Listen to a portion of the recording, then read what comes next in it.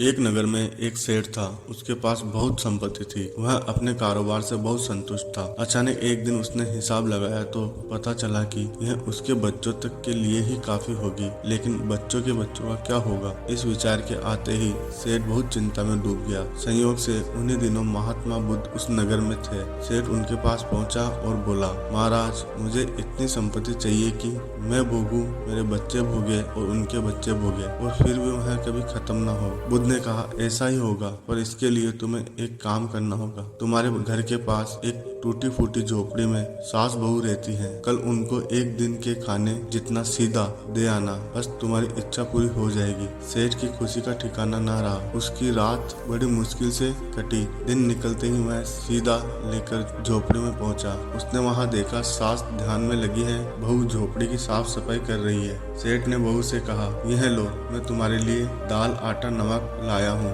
बहू ने उसकी ओर देखा और कहा, हमें नहीं चाहिए, हमारे पास आज के खाने के लिए पर्याप्त भोजन है। तो सेठ ने कहा, कल काम आ जाएगा।